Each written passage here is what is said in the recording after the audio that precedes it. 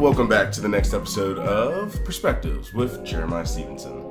And I'm your host, Jeremiah Stephenson. And today we have a wonderful actor, Spencer Mumford. How are you doing today? Hello! How's it going? I'm doing pretty well. I'm slightly tired. I went out to the local last night. I did karaoke. I also did improv. What song did you sing? I sang 2 songs. 1999 with a friend of mine. Wow. And we did all 3 parts. So our friend Brittany and my friend Blue.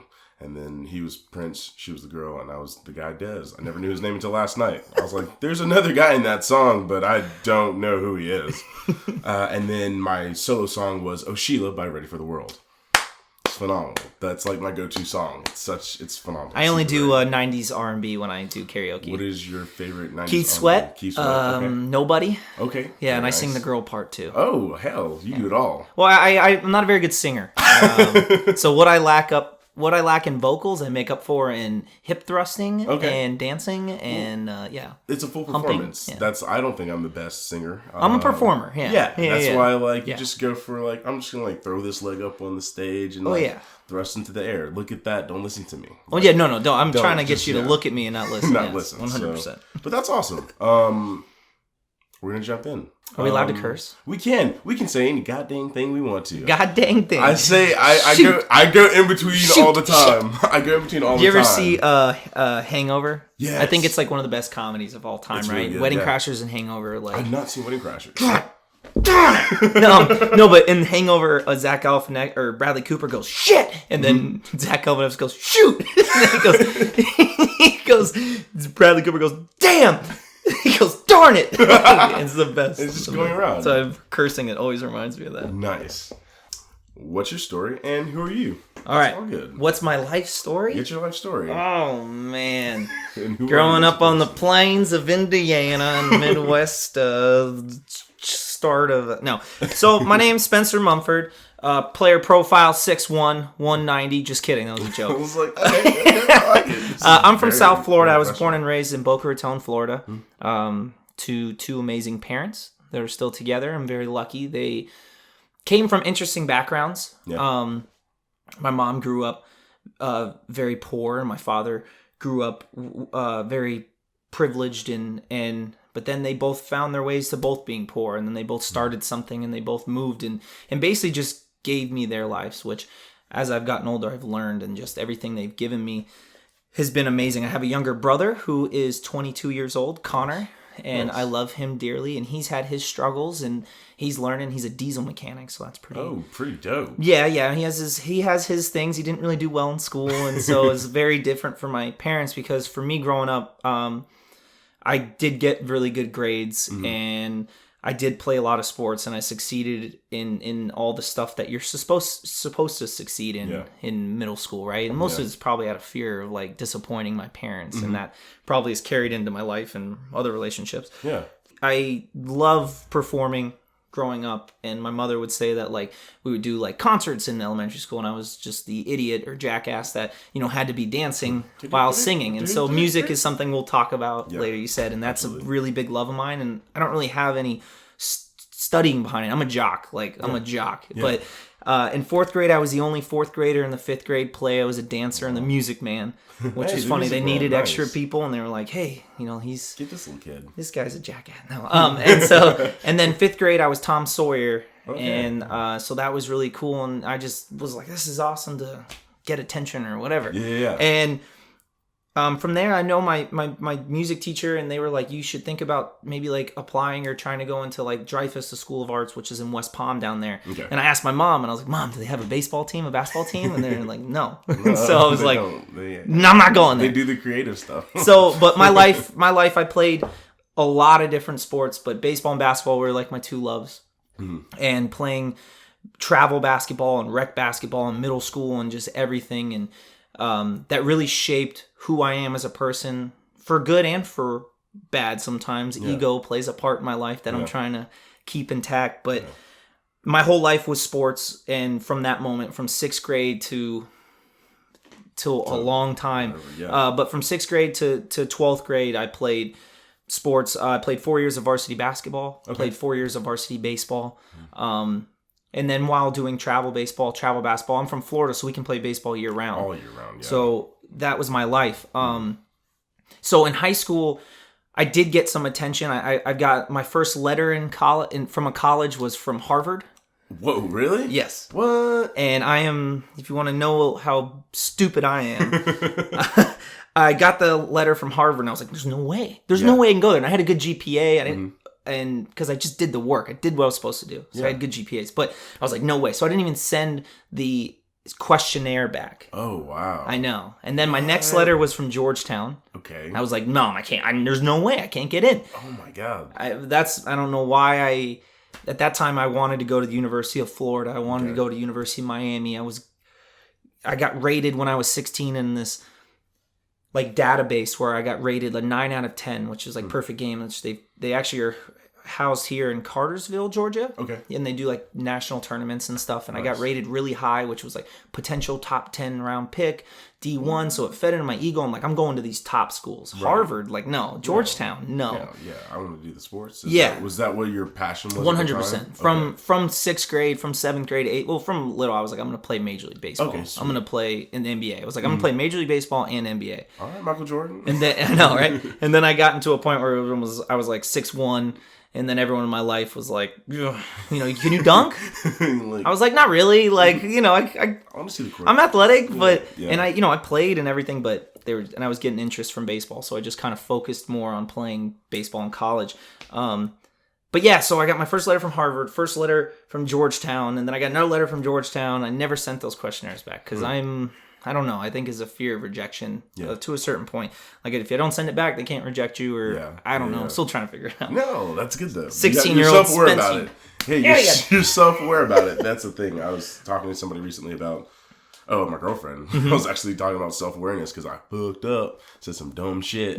And the next day I was thinking about it and I was at work and I was like, oh my God, I said some stupid shit last night. That's funny. So I texted her and I was like, hey, did I fuck up? And she was like, yeah. You really did. I definitely know what that's like. So we were able to like talk about it and kind of make sure everything was okay between each other. But she was like, I'm really proud. Like, I'm just surprised that you like caught that. And I was like, I think about things so much and I just go over things and replay them all the time because I'm a very self-aware person. Yeah. And I think that as you become more self-aware, it's easier to continue to fix yourself, I guess, or critique yourself is, I think, a better word. Yeah, I don't think it's like hating yourself. Yeah, as not much. Not at all. But definitely self-awareness is huge with being able to be like, oh, okay. Yeah, that was probably inconsiderate. Yeah. That was... Yeah. I see how, and so I'm sure when we listen to this, I'll be like, God, shut up. Shut up. I did a podcast, Spencer. Last year? I was on Alexa Rochelle's podcast. Okay. Love Might Be Missing. And I sound like a dumb motherfucker. I hate that episode so much just because it was like my first time. I was like, oh my God, I'm on a podcast. I was just like, yeah. I'm like, this is so stupid. Like, it's really good because I was talking about a lot of truth, but I don't think I was verbalizing it in the best way necessary. So, but it's fun to listen to. I think there's a thing about hearing your voice and how you're coming off, and I'm sure I'll go through that after this comes out, and we'll be like, oh, we'll edit it to a point where it's like you're like, okay, I remember I said a lot more. Oh my God, like, you're amazing, Spencer. Thank you. This is great. So, what did your college years look like? Okay, well, actually, before we leave high school, it's not. I don't need to live in high school that long. But I had a shoulder surgery when I was 16 years old. I had labrum surgery on my right shoulder. So, and it was from overuse. And eventually that was my thesis in college for my degree was overuse injuries and the professionalization of youth sports. So I've done a lot of analyzation on why I never took off. Like I never if I missed a weekend or a game, I wasn't going to make it to the big leagues, which is just stupid. It's stupid. But in my mind, it was that. Like, so I played through a lot of injuries. I played through a lot of stuff. I mean, I was playing a lot of sports, bowling every Saturday morning in leagues for 10 years. And you were doing everything. I played volleyball in middle school. I did track. I was like the 7th best high jumper in the county. Oh, wow. Which is like a pretty good feat for me. I jumped. I won my district and stuff. Okay. Could jump high, a little higher. It's nice. I get it. I mean, not. And then you like see people in the Olympics jumping like 6'5". You're like, doesn't make any sense. It doesn't make sense. It don't understand how it works. I want to Does learn it make how to sense? do it. I want to learn how to do the pole vaulting. Oh no, that doesn't. I don't know that one. That looks fun. That's like all core. I know. You got to weigh like 100 pounds. I know jump like sports, but just pole vaulting to me is like, I don't get it. It's cool. No, oh like, my god, it looks I have amazing. no idea. No, I ever watched it. I'm like, no, it's all core. It's like, oh.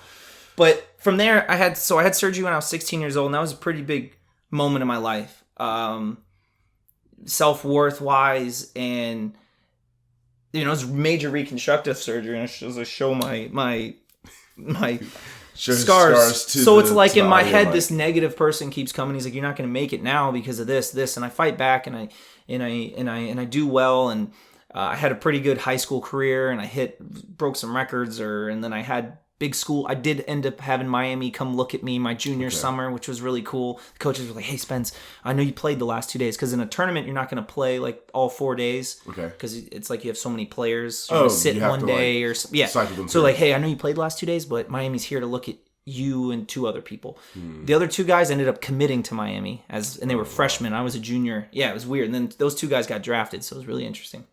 Like, hey, they're coming to look at you.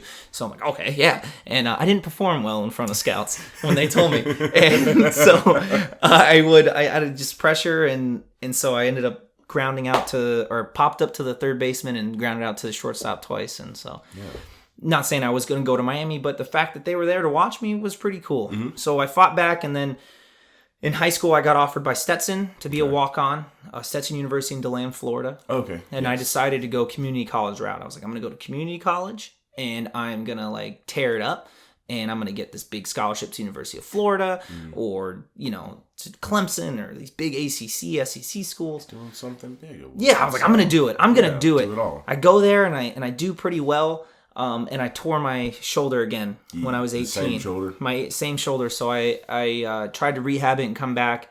And so I had shoulder surgery in December of that year. So I had two shoulder surgeries before I was 19 years old. Wow. And so that like hurt a lot. And then we go to college, right? And I'm in college and I'm rehabbing that year. And so that's really hard. And, and I'm gaining weight because I don't want to eat healthy. And I'm just like not running. But regardless, I ended up staying at community college at Hillsborough Community College for 2 years, and then I transferred to another school, South Florida State College, where I played there for a year because I got hurt. I redshirted my freshman year. Okay. From there, I played in upstate New York in Utica, which was a really interesting experience. But I was 21, so it was like you can drink now, and like we're like, oh, we're in Utica, and like there's so many. It's a whole new world. Oh my gosh, an entirely different place, and I can drink. That's just funny. Yes. And Utica, if anyone knows about Utica, that's pretty funny. From there, I met a kid that played baseball at Rollins College in Winter Park, Orlando, Florida, and he helped me to get into Rollins. And from there, Rollins like changed my life. In baseball, when I think of Rollins, I actually don't really like my baseball career there. Okay. I think of like the education and the people I met, which is really interesting because, at the time I still was like, I'm going to work out. After college, I ended up having workouts with the Orioles and the Padres and the Pirates. And I just wasn't throwing hard enough, and maybe it wasn't what my path was supposed to be. Yeah. So I went to Rollins, right? And I'm trying to figure it out. My goal in college was to be a broadcaster. Oh, okay. I was going to speak about sports the rest of my life. Like, okay, so I'm picking a major. It was between communications, so I was like, okay, but communications in college is more about like public relations and like I don't really know what you do with a communications degree besides you learn about public relations, and people in communications goes into sales. Usually it's a sales degree. Yeah, so it doesn't matter. People that have been in it, I'm like, okay. So it was between communications and this major called critical media and cultural studies. And I chose critical media and cultural studies. Can you diverge? Or what is this? What is this? So it's normally like a graduate level program. We had no tests. It was all papers and reading. Okay. And I read way too much while completing my major in 3 semesters. So Jesus Christ. Yeah, and no tests. So it's all papers and homework because I went to a small school. Rollins College has 1,900 people in undergrad. Oh. It's like a high school. Damn. Yeah. Yeah. So critical media and cultural studies. I'm like, what the is this, right? Yeah. And God, it changed my life. Okay. It changed. It's the reason why I'm an actor. It has nothing to do with acting, but it's the reason why I'm an actor. Okay. And basically what it does is so if you break it down, critiques everything that is being shown to us. And we could talk about movies and what movies are showing for different people, like in the LGBT community, or for like how race is shown and poverty is shown in America through film, through TV, through CNN, through Fox, through all this stuff. And so my major, we start critiquing that a lot. Okay. Right? And it's just like boom, boom, boom, boom. I'm like, what is happening? They're using these words like hegemony, and I'm like hegemony, like it's like there's two ways, like hegemony, and there's all these crazy words, and there's just like, what is happening? So I'm like lost. Yes, I am lost right now. Yeah. Like, I don't know what these words are. I'll bring it back.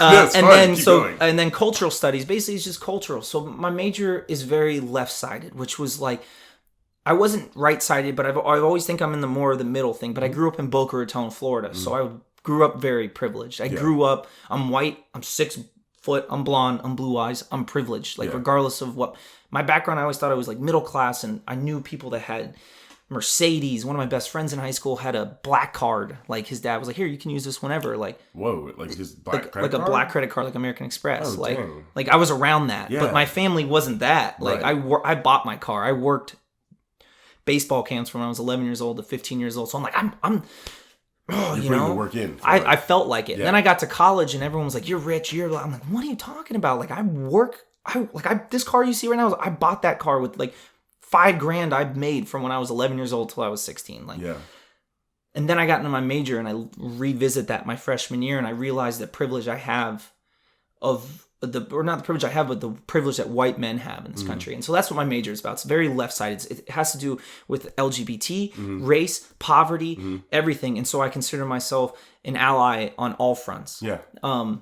So my major, and I'm going to talk about my major for a little bit. I'm sorry. Go ahead. Because it changed my life. So basically, it helped me to question these ideologies that we have in this world. Like, it helped me to question, like, why do I want to be a radio journalist? Like, sports. Does sports have to be my life? Yeah. So it made me question, like, what made me want to think I need to secure a job? What made me think I need, like, a pension? What made me think I need to, like, set myself up to have, like, this future for when I die. Yeah. And that's a rabbit hole. You can be like, why do we do anything in this world? I'm a person. Basically. Exactly. What is life? What is this podcast about? We're talking about that. Like, no, this is that's Kierkegaard. So hey, we're going to theory. But there's also a lot of theory, and it just opened my eyes. It opened my eyes to be like, yo, you can be poor. You can do whatever you want. Just don't do it because other people judge you. And a lot of people become doctors not because they want to save lives, but because they like the status it brings. And it's a little both. Yeah. And that's okay. Like, we could analyze why I'm an actor. I like attention. And you know what? That's okay. Yeah. I think we all do as actors. And so it helped me to just ask questions like that. And then really I just learned about cultures and how, like, the world and, like, ideologies are set up in America, right? There's this thing in my major, it would be like, it was called this theory of, like, he who has the gold rules. Okay. This idea that if you have money, you can create things. So it's like The Rock right now. The Rock has, like, all this money, and he's creating all this stuff, and it's amazing. So my major would critique what he's putting out, who he's casting, and what that creates for ideology. How are we portraying African Americans in certain roles, right? And that's why we talked about Black Panther the other day. Yeah. Because I just got done doing a play. Okay. With Vernal and Sayre Theater. Oh. And so that was pretty dope. Little shout out. Shout out. And we were talking about Black Panther and how just, like, to show that skin color in power. That's what the movie's about. Yeah. To me, it's like everyone, there's the whole system. There's power. There's no, like, bottom. There are bottom feeders, but there's no, like. I get what you're saying. It's still very. What's the word? It's to change the idea that, yes, that is power. That is power. It doesn't have to be white people on money. Yeah. That's not, like, it's changing. So that's, like, a whole nother. I should not have said any of this. This could go down a rabbit hole. No, it's fine. My major blew my mind open. Now, we don't have to talk about my major. No. Anyone who's ever met me and listened to this podcast, they'll be like, oh, no, I've heard some of these things. Like, his little tornadoes of rabbit holes. I need to talk to you more often because I love bouncing ideas and thoughts and stuff off of people all the time. Yeah. I want to talk about Black Panther on another time. Can't do that now because that's going to be a huge... It's beautiful. A huge thing. It's beautiful. Damn, where do we go from here?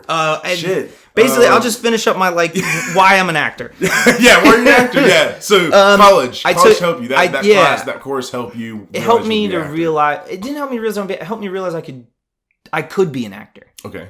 I didn't grow up... My reality, I didn't grow up knowing anyone that made money being a creative. Creating, writing, music... Knew nobody that made a living that. My parents make my mom is in HR. My dad is a parts department manager for Nissan and for right now he's with GMC. And so my reality is that my best friend is a cop. Which is wild because we would go to parties in high school and you're like, I know the things we would play. Well, we would play. I'm gonna call him out. No one he knows is gonna listen to it. But we'd play beer pong, right? And then we're 17 because it's and we're not getting in trouble, which is that's a whole nother thing. Yeah, that's a whole. We can drink in people's houses at 17, regardless, and not get in trouble. Okay, I got you. So we're playing beer pong, and his thing that he would do to distract people is give himself a mangina. You know what I mean? Wait, so he takes his pants he would tuck everything back and pull his pants down, and then we'd be on the same team and it'd be like, Tyler has a mangina. So it's so juvenile, but it was the funniest thing when someone's but that's him, and he's a cop now, and that's beautiful. And so that's my reality is you get a job and you sit, and so it's this is a crazy journey where it's what do you do for a living? What have you been up to? Oh, I bartend and audition, and it's there's a lot of different perspectives of being an actor. So there's the actor that's it's so much instability, and it is kind of that. It's all society, you can I know people that live the life of a creative, and now which that you're amazing. here, and I'm pretty sure you've met some of them too. It's real now. Yes, it's very real, and it's such a freeing thing to see that oh my gosh, I can be a creative, and I can do my music, my acting, I can do any of these creative things and not be a starving artist. Yes. It's a very real thing to be able to sustain yourself on what you can create and come up with your mind and what's within you. So it's really cool, especially moving to Atlanta. When I got here, it was just the doors were open and you're holy shit, look at all these people that actually have the ability to do these things. It's crazy. It's fucking crazy. No, it's all about reality. It's all about a lot of people do what they do in this life because of their reality. My mother did this, or people I know did this, so that's real. That's a good life. And that's fine. That's not anyone to judge. Yeah. I was just I took an acting class in college, and that's where I was God, I like this. Yeah. From a preparation standpoint, it's the closest thing to sports I have found. The work ethic, and then performing, and as an athlete, there's people in the stands, so you're performing to a certain point. Yeah. And I love that. The first time I saw Spencer perform, it was in Bash. Drama Inc. performed or put on Bash, and it's a play that was fucking, oh my God.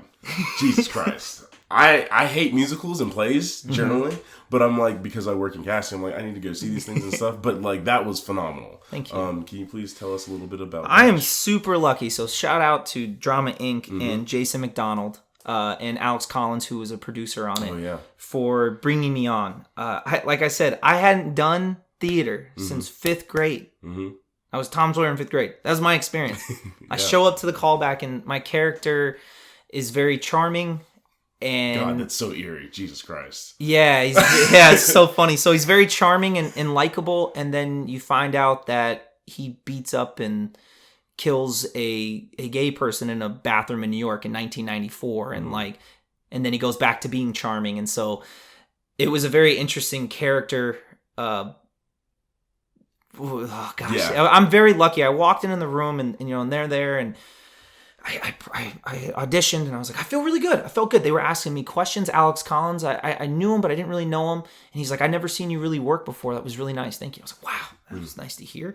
I go back to my bar, and I got an email that night. Oh, wow. Yeah, it's from Jason. He goes, hey, I didn't ask you. How do you feel about doing live theater? He's I know you haven't really done much. And I was to be honest with you, I think this is the best way for me to get better as an actor, is to just do and be and perform. And I want to take this on. I believe I can do it.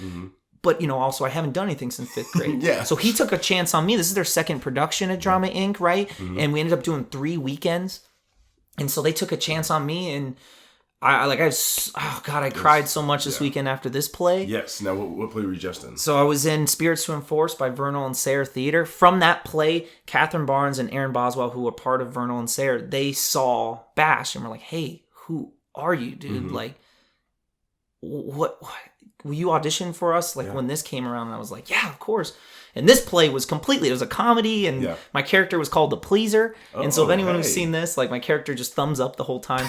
But the dichotomy in my character, it was about the Tempest, and my character was Antonio in the Tempest, who's the bad guy. Okay. So my character is very happy, but also I end up being very angry and yelling. Mm-hmm. But basically, there's my life story. I took a class in college that was like, I love it.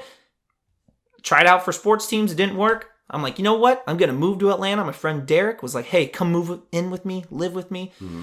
Took classes at Drama Inc., got an opportunity to be in a play, got an opportunity to be in another play, and I'm just trying to learn. Yeah. And that's where I'm at now. And that's the best place to be in life, is to be able to open yourself to that, to never accept that I know everything. Oh, hell no. For sure. Like, and I'm done talking about my life. You can ask me questions if anyone cares. Yes. No one's going to care. But, yes, dude, like, I tell people all the time, like, I hate my 19-year-old self, man. Yeah. And I'm going to hate my 27-year-old self who doesn't know anything, who questions. I question everything. I'm like, why do I believe that?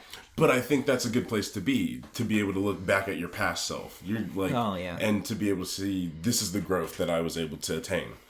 So that's another point of self-awareness, where you understand that these were my mindsets and my ideals at the time, but over, the course of years or months or weeks, like, okay, things have shifted. My perspectives. God damn that name in this show. Fuck. I say perspectives. No, I love that. I think of the show like, perspectives. I'm a smart motherfucker. And I'm just like, stop. God No, it's not. But, you're right. Yeah, like your perspective does change over time. And I think that gives credence to, is that the right word? Use of the word? It gives you a good idea of your trajectory of growth. For sure. And then that helps you continue to choose where you want to kind of go and steer yourself. What I was scared about is they say that your thoughts and like your beliefs in this world get stuck in you at age 26 or 27. I thought it was 25. It might be 25. I know your brain stops developing at 25. Okay, so I did not scientist that, so we can fact check. No, we can fact check that. But yeah, and so it's like I was so much more closed-minded at 19, 20, 21 than I was at 25. And then at 25, I was like, oh, I think I got things. And then that was 2 years ago. I'm like, God, you knew nothing. Shut up. You dumb bitch. You dumb bitch. So it's funny. Like, do you look at yourself at like 19, or you're in high school, like 18, 19, and like, how do you view yourself now? So I've definitely seen, I just started dating recently. Mm-hmm. I've seen where I've grown within the last couple months when I started dating my girlfriend, Leah.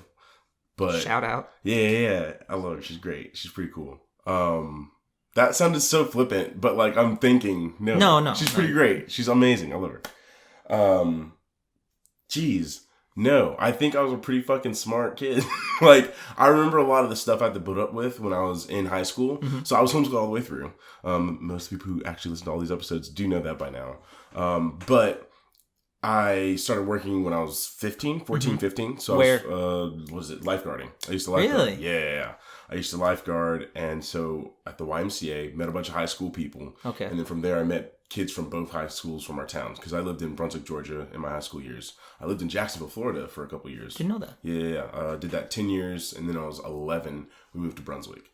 So in Brunswick, high school years, I had like all these friends. I had homeschool friends because we would go to co-op on like every Wednesday, and like some of those. What's that? What's co-op? Co-op is where you have a bunch of homeschoolers who generally it's at a church. This is so funny. No, it's great. It's great. I'm sorry, I love it. It's all good. No, it's amazing. So there's like all these families that come in, and it's generally at a church that has like a bunch of rooms and stuff. Mm-hmm. So you'll have classes for like half a day. So I used to have I had theater, I had French, I had graphic design at one point. I actually ended up teaching graphic design at fucking 17 because I knew how to do everything. And there's another one, debate. Oh my God, debate was so fun because I love taking on just ideas and just chewing them up and looking at all perspectives and trying to fucking goddamn and just like seeing all the stuff with it. Like, so wait, so you're with all these other homeschool people. So what is that like camp? Like, what is that like? So like, hey, what's up? How are you doing? I'm it's a lot of like, I'm doing this. Like, how's it going? Depending on the people, like you had like your. So I always tell people, homeschoolers are very much like everyone else. You have your jocks, you have your whores, you have your like your sports crazy people, you have your goths, you have literally every type of person you can find in school, you can find in homeschooling. Mm-hmm. You do have some of your more like stricter religious homeschoolers too, and then you're like weird homeschoolers, but generally they're just normal people who just don't go to school. Mm-hmm. And so, geez, what was the question? Because I'm going this whole idea. That's like, okay. I guess I'm just like, well, my whole thing is that over the last years, I just kind of, over the last year and a half, I'm like, I don't think we ever escape high school. Yeah. Dynamics. Like, we grow up. No, we have kids. Do. That's a very true thing. You know what Mrs. Johnson did today? And did you remember that? And I'm like, God. Like and that's your boss, right? Yeah. And so you like have a drink after work and so that's it's very much, life is a high school where you can kind of do what you want, but you still, but the dynamics don't. Like, you have like insecure people and you have like, and it's funny so if you can try to break out of that like mentality of high school of like getting caught up in gossip or getting caught up in these like little things that in high school you get caught up in. Yeah. I feel like you can really grow, or I don't know, I'm still figuring it out. No, I'm going to sound like an idiot listening to this. No, podcast. You're not. I think you're actually like, I'm actually a little surprised at how quickly you went into all this stuff. So like, it's awesome. I'll open. You can ask me anything. So, and that's what I say all the time. But homeschooling, I think when I was younger, I definitely was, I don't even think I was naive. Mm-hmm. I think I was a pretty smart kid, but I was still I had hangups. I think that's the best thing. Like, I was still afraid to kind of like venture forth in certain areas of my life. Of course. Because I just didn't know. Like, it's weird. That's funny. So. Yeah. Spencer has a pretty great Instagram account because it's so entertaining to watch. That's and nice to hear. I love your affinity to hip hop, rap and hip hop. Yeah, I want to talk about that a little bit. Yeah, because it's so great. How did you get into the genre, or what drew you to that? I love this. And one of the things I will say is, I was like, it's great. I'll be on my Instagram, I'm like, it's this blonde hair, blue-eyed white dude. I'm very white. If you're listening to this. Super fucking white dude. It's just like, I was down the street. I was like, oh shit. And it's like, it's not. Because you've seen people where it's like, oh, they're just like being silly, and like it's that, what's that word that I'm looking for? That kind of like, you're very genuine. Like, you know that you absolutely love this music. Like, you love the genre. Like, you like play shit that I've never heard of, and I'm like, oh my god, like, what the fuck? Like, this is amazing.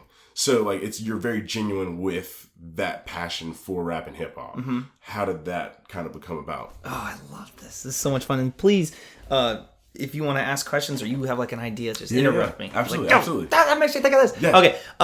So the first hip hop song I ever heard, "Hot in Here." Okay. By Nelly. Yes. What is this? It's hot in here. That's what is this? You know who showed it to me? My best friend, who's the cop I just mentioned. His older brother Zach. And what is this? Right? Like, what is happening? Mm-hmm.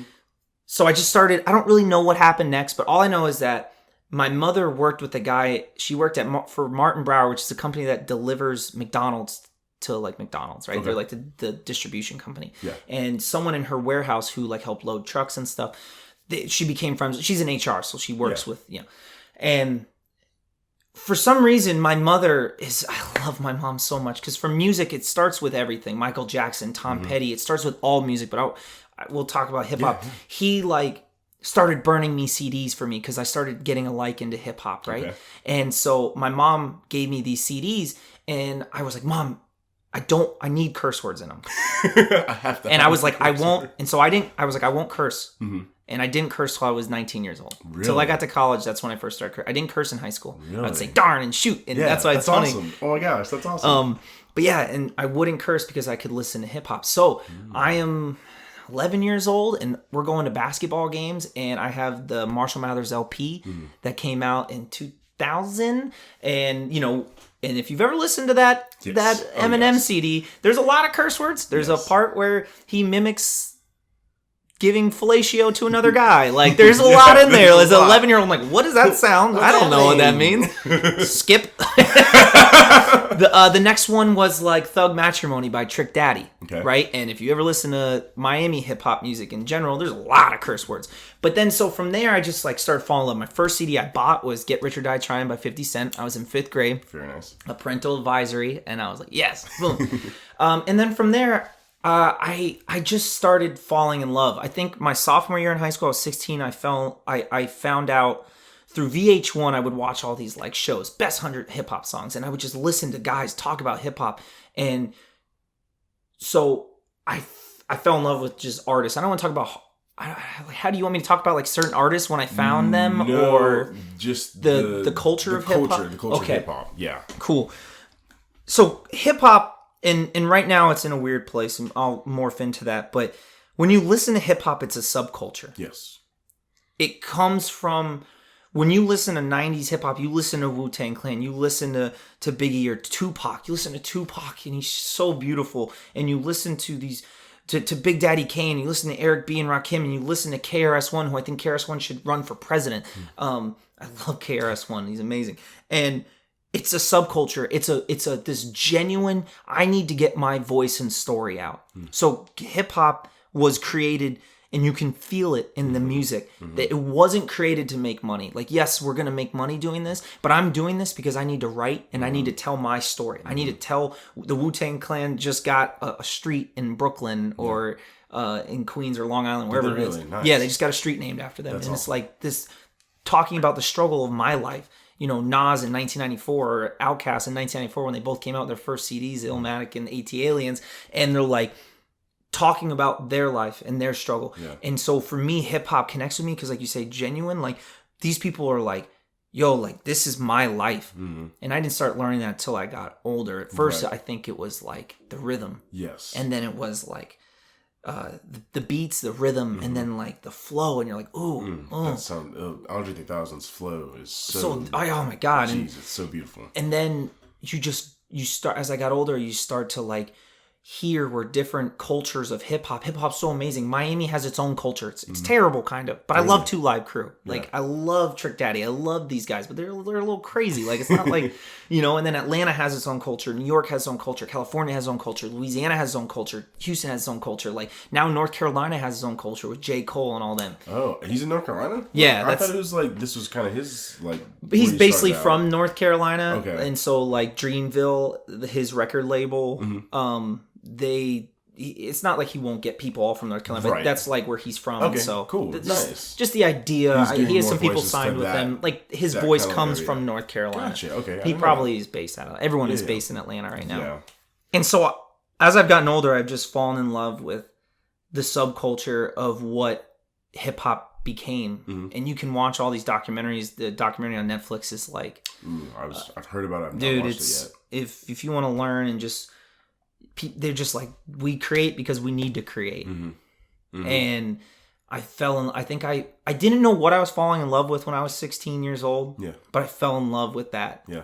I fell in love with I'm a little anti-Lemming to a fault. So if I'm in this very white city of Boca Raton and no one's listening to hip hop, and I'm like, what is this? Yeah. I love hip hop. And I just fell in love with it. And man, and certain people, I don't know, I could talk all day. What do you want to, do you have any questions? No, what do you want to steer this?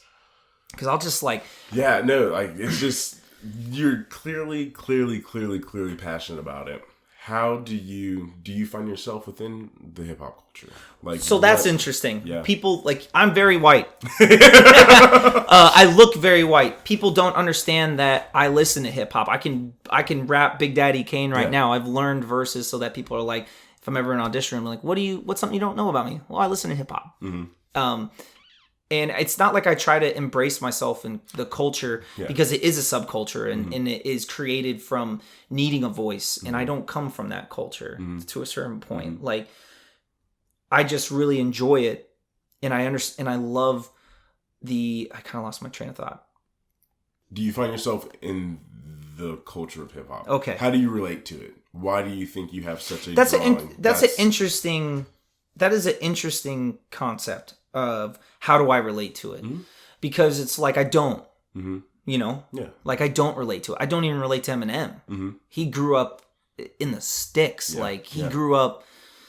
So I don't relate to it. The person I related to, who I liked in high school, was Asher Roth. Okay. And everyone only knows him for "I Love College." Like, I love college. But he can rap, dude. Really? Yeah. He works with so many people in all his mixtapes that no one knows about, and I could perhaps I could name all of them. But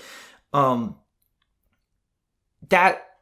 So like Mac Miller, when he first came out, he was rapping about high school and like being white in high school, and then his next album he started talking about girls sniffing coke lines off his dick, and I'm like, Mac, I don't know, bro. Wait, and I know he died, and so rest in peace. I don't know what you say to that. Rest in peace, Mac Miller. Right now, I don't know. I guess I don't remember how he died. He died from an overdose. Yeah. I would hope he rests in peace. Yeah, I just shout out, or I don't know, but so I definitely don't belong, and so I'm very weary of that. I'm very aware of that. Like, I'm aware that I don't, the subculture that it was created from is not my culture, but I love it. Yeah. And I think that's okay that I love it. And I think that do you feel like you're not allowed to? It's not that, but it's just that I think like culture appropriation is like a very thin line, and hip hop, like from the creations of what it was, and it's this voice. Like, I love Public Enemy. Yeah. And I don't know how many people listen to Public Enemy who are going to listen to this, but like, if you listen to Public Enemy, you fucking hear the fucking oppressed like attitude. Yeah. You can feel that people are like have been oppressed for years and years and years. Like, I try to tell people, like, 1964 is when the Segregation Act like came. Like, now we can all eat at the same restaurants. We're together now. But can we though? And that was only what, 60 years ago? Yeah. There's people alive that are making laws in this country that were alive and lived in a life, in a world. Now, I didn't, and you didn't, and other people, but where people couldn't eat at the same restaurant because they looked different. Yeah. So that culture and that ideology, to go back to my major, that shit carries. So it goes back. Yeah. So I don't try to like be like, yo, I'm hip hop and everything. No, for sure.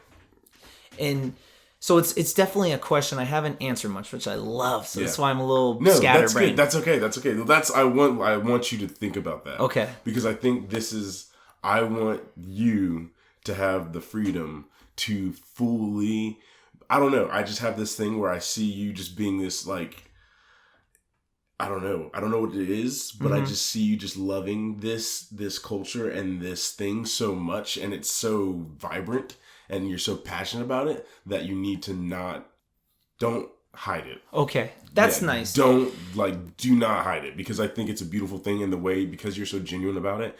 And I think there's some stuff from your own story. I think there is I think you do relate to it in a lot of ways. Yeah. I don't think you've acknowledged playing basketball my whole life. Yeah, I think there's, especially with just the challenges that you have faced. I'm not saying it's like, oh my God, I have had a terrible life. Yeah, yeah. But we all have our own. Yeah, we all have our own different things. It's not to judge. But. Yeah, not to judge. But I think there is, don't hinder yourself from fully going into that love of hip hop and rap, because it's fucking amazing. That's awesome. And I think hearing you talk about that, I'm thinking about basketball. And so I was pretty good. I was a pretty good athlete, and that's it. Pat myself on the back. No, but I got coached. I was playing rec basketball in West Boca, Florida, like West Boca Raton, Florida, like terrible basketball league. And this guy, Eric Newsom, who coached FAU, and he played for the Cavaliers in 89 and 90, 88 to 90, like off and on.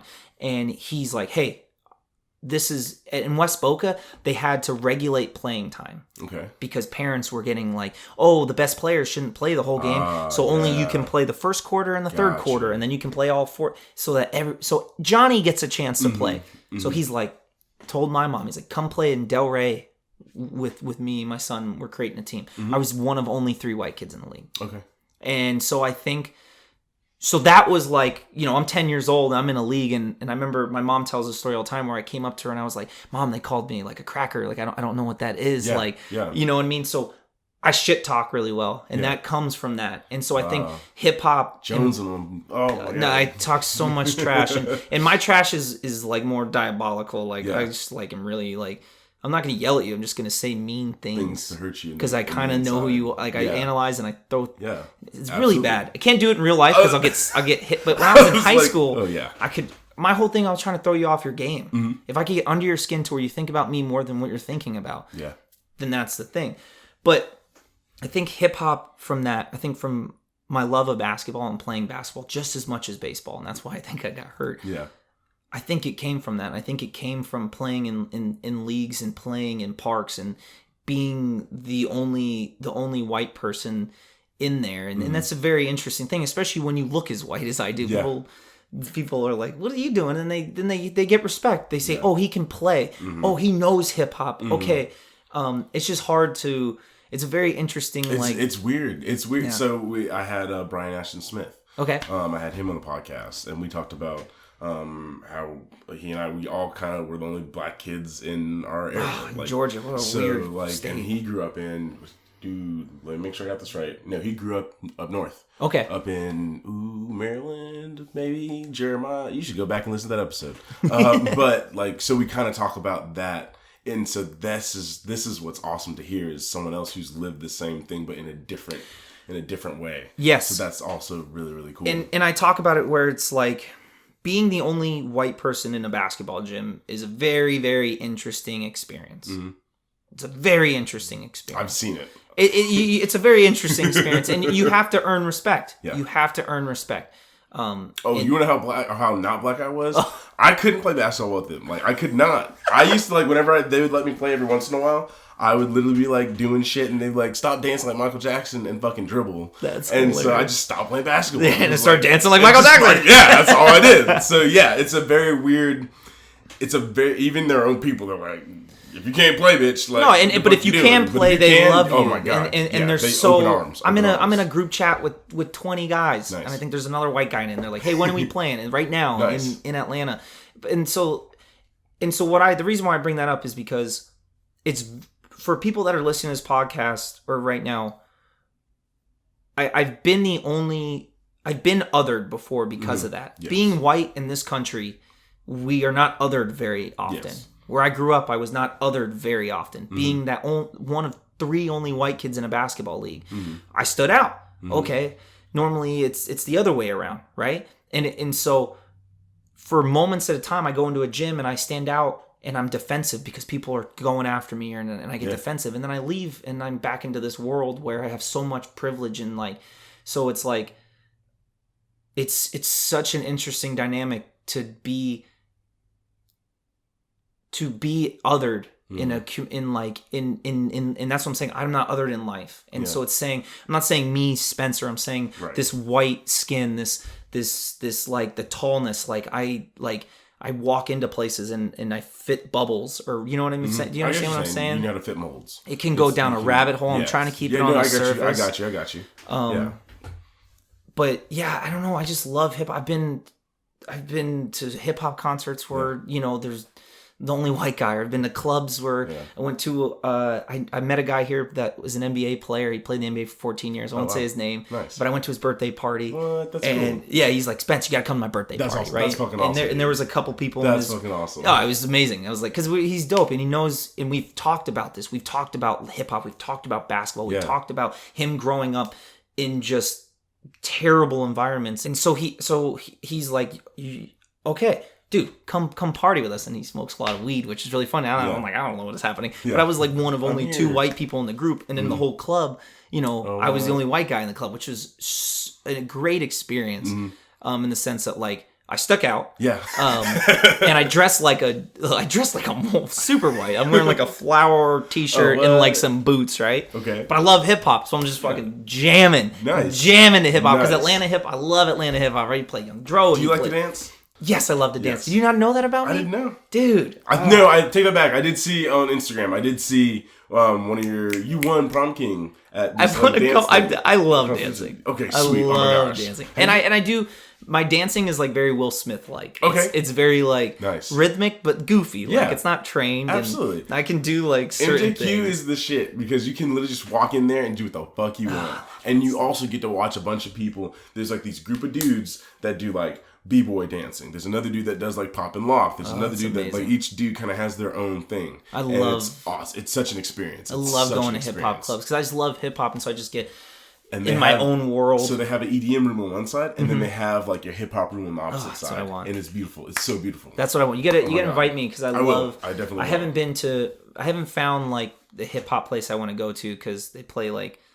It depends on. Yeah. It just depends on like what hip hop because like you'll go to like certain bars and it's like EDM hip hop and I'm like fuck EDM hip hop. I want like either 90s hip hop. You could play Migos. I'll go to a place that plays Migos and Gunna and like everyone like I'll do that. Yeah. And so I would love to do that stuff. It's dope. Yeah, man. I don't know. And so I love being uncomfortable and it's just a very eye-opening experience when you're like people are looking at you like why am I being looked at? And then so I just think it's something that white people should experience. And I think going to different countries, you experience that. Going to different parts of the world where not everyone looks like you, that you experience something like that. Versus like, oh, I'm being othered right now. So I think you actually kind of started answering it. Because we start kind of wrapping up a little bit. Oh, geez, sorry. I feel no, like you're fine. No, this is good. This is perfect. Because I want to ask more questions, but I'm also like, I'm trying to keep it around an hour, but like, fuck it. Fuck, I just saw it. If you had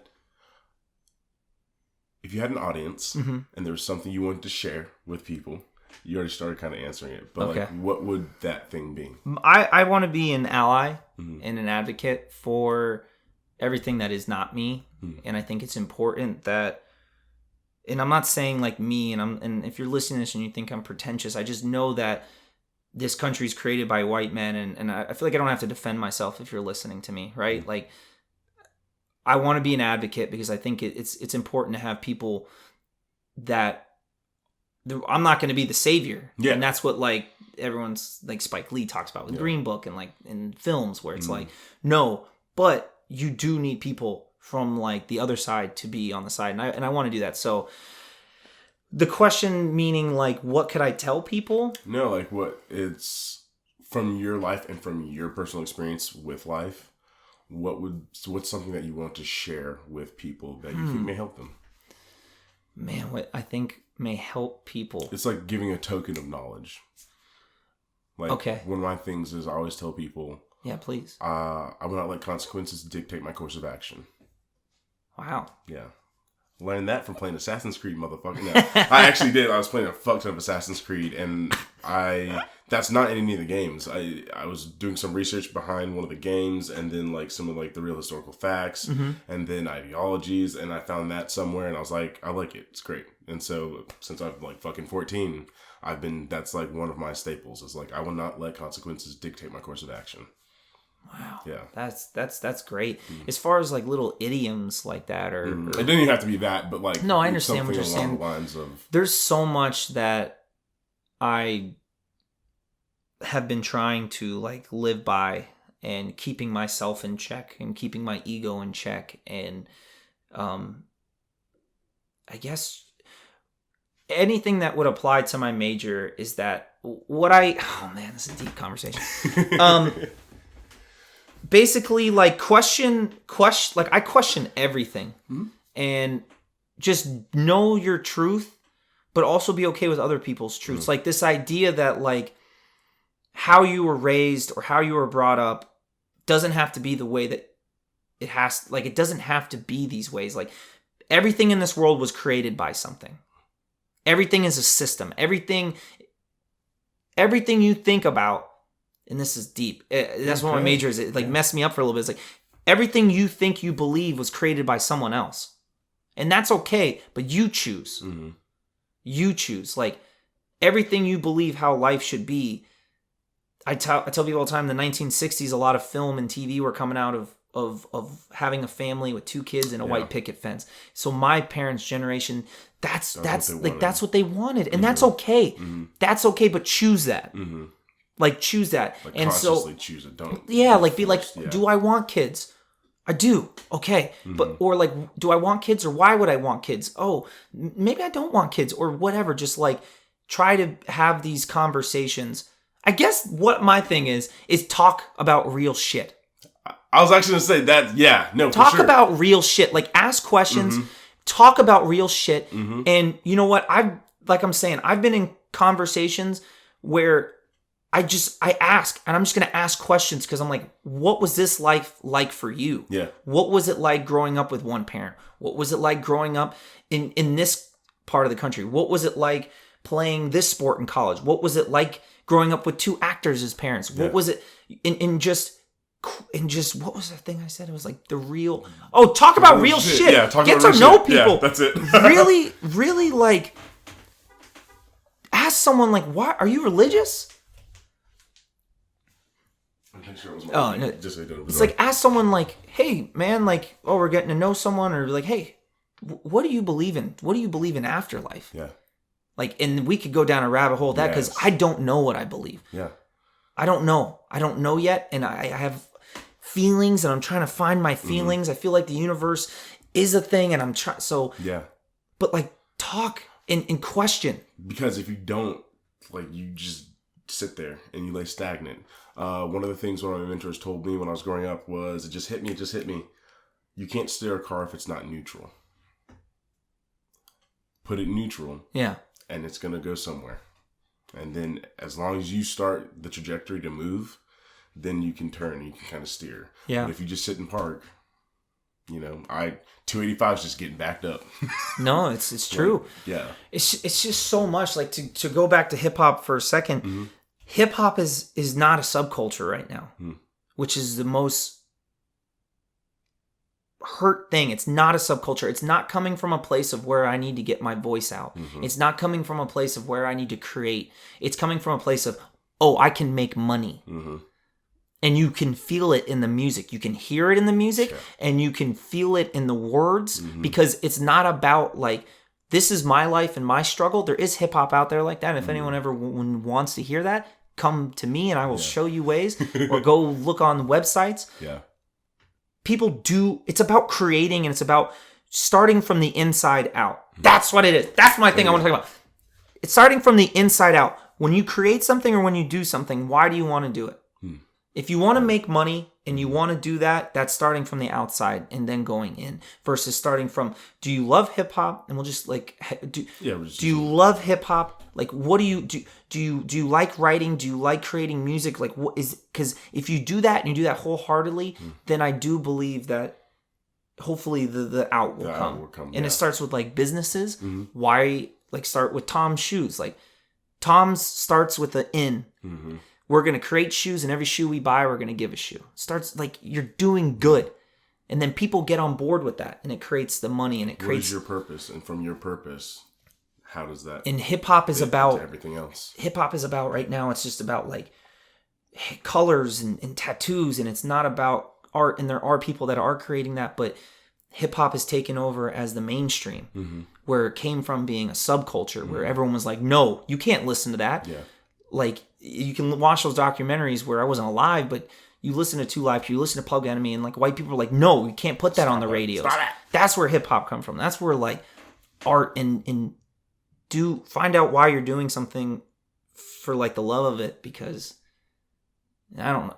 And also, after saying all this, I don't know anything I'm talking about. I'm still learning. So I just am a passionate, emotional person. No, I love it, dude. I love it. That can talk about, like, being able to watch you, like, really talk about something that you enjoy, and being able to talk about your life, and like to watch the points where you get even more passionate than you already are. It's just been awesome. Oh, that's awesome. It's been super great. Thank you. It's been super great. Hopefully, I didn't do anything crazy. Oh no, you didn't do shit. Fuck off. Like, you're great. You're so great. Scared. So now it's the point of the podcast, where I have a guest. Our previous guest asks our current guest a question. Okay. And I'm pretty sure I have it off the top of my head. So I'm going to ask the question if I remember it properly. If I don't, I'm going to stop it and redo it. Okay. So, What is your favorite color? Off of Roji Biff. Do you know what that is? It's like red, orange, blue. I didn't. I learned that on the podcast. So Roji Biff, and what is that color? It's blue, but I really like navy blue. Okay, so blue and or navy blue. Mm-hmm. And what does that color not say about you? Ooh. Yes. What a weird question. It's a weird question. It's a very weird question. But I like it, though. It's great. Navy blue. Oh, I think it's very neutral. Mm-hmm. And I think it's very... And I am all over the place. Or I am, like, bright. Like, I have very positive and high energy, but I also have very low energy and at times. And, like, sometimes people see that. And so I think it's... I guess, wow, that is a weird question. That's a weird one. I think, but it makes you think. I love it. No, it does. Yeah, navy blue... When you look at it, to me, it's just aesthetically pleasing on me. And then, like, when I see it on a bed sheet or, like, a curtain, I'm like, God, I like that. I don't know why, because everything goes with it. Yeah, absolutely. But I think at times my colors can be brighter and even darker than navy blue. And so I think it's, like, my range is just more, if that makes any sense. I think so. Because I'm trying to think of, like, what colors make people feel like. Yeah. And I'm like, navy blue makes me feel comfortable. And I like being uncomfortable. So maybe that's my answer. So now, you get to give a question to our next guest. Whew. If you need time, you can take time to think about it. It can be funny, not funny, deep, not deep, literally whatever. Man, you just can't ask them how the day is going. How's your day going? That's my question. How's the weather? What are you doing You like to talk about the weather? The weather was great yesterday. Was nice. Oh, yeah, I know. I love going to Publix. What would I ask? I tend to try to ask questions that'll make people think. Mm-hmm. Funny questions are always good, though. Do whatever you want. Oh, man. What is a question I ask people a lot? How long do you want it to be? Does it matter? Doesn't matter. It literally does not matter. Okay, well, I think an interesting conversation for people would be like, who was the most, besides your parents, who was the most influential person, like, in your, like, elementary, middle school, and high school days, either a teacher or, like, a coach, and why? Okay. And how, like, and if someone helped you like, growing up, I guess. Sweet. But yeah, just why, name someone in your life that helped to shape who you are. And I talked about the Eric Newsom guy, and he wasn't necessarily my mentor, but to talk about him, he taught me how to be tough, like being from West Boca, and being the only white kid in a basketball league. And he taught me how to play defense, and I was freaking ruthless. Yeah. Like, and he taught me to, like, and that shit helped me to perform. The roles I've booked my anger comes out. Like, I do anger well because I can focus. And my first role was a killer, and then I booked Bash, and it's like, but I also am very nice, I think, or I smile a lot, or you're whatever. Very welcoming. You're very welcoming. That is really nice to hear. Thank you for saying. You're very welcoming.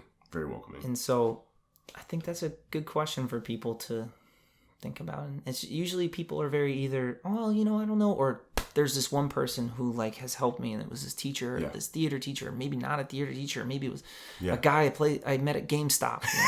Yeah. Spencer Mumford, thank you for joining us on Perspectives with Jeremiah and Spencer this episode. Thank you.